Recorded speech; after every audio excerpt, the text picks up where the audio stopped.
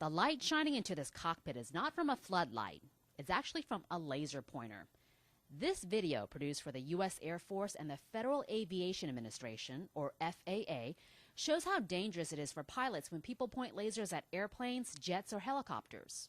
By the time it gets up to us at 1,000 feet, it is a lot bigger than it looks like at night, not just a pinpoint.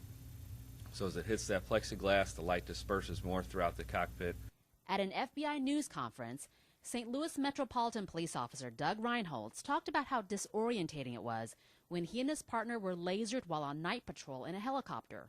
And it's equivalent to like a flash of a camera if you were in a pitch black car, at night. So it's a temporarily blinding to the pilot, also to the tactical flight officer, whoever we're with.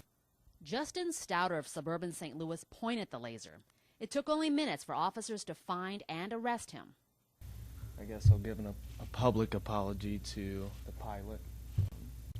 Stouter was aiming the laser at a distant tower from his yard when the police helicopter appeared in the line of sight about 1.5 miles away. It started off just admiring the laser and shining it and seeing how far it'd go and what it hit, and the helicopter flew by, and I made the decision to see if it would reach the helicopter, and obviously it did. But viewing the video, I had no idea that it illuminated the whole cockpit and blinded everyone inside. In 2010, there were more than 2,800 reported laser incidents nationwide. That's the most since the FAA started keeping track in 2005. Pointing a laser like this at an aircraft is not a harmless prank. We take this seriously.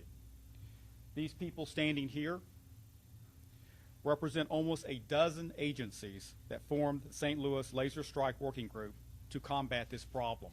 There haven't been any accidents from laser strikes, mainly because of the skill of the pilots, but it has caused pilots to temporarily divert from their missions. Imagine that you are in critical condition and a medical helicopter is responding to the call, but your pilot responding to you had to divert after being temporarily blinded by a laser. That's a problem when you have a medical emergency and seconds and minutes count. If you point a laser and interfere with the operation of an aircraft, that's a felony. The crime carries a maximum of 20 years in federal prison and $250,000 fine. In addition, the FAA can impose a civil penalty of $11,000 maximum for each violation. Stouter completed a 1-year pretrial diversion program, which is offered to eligible offenders who agree to follow terms and conditions of supervision and probation. After successful completion, the U.S. Attorney's Office agrees to not pursue charges. He is here today because he wants others to learn from his mistake. I applaud him for his courage to be here. Even though Stouter will not be prosecuted, he lost 2 career opportunities during probation.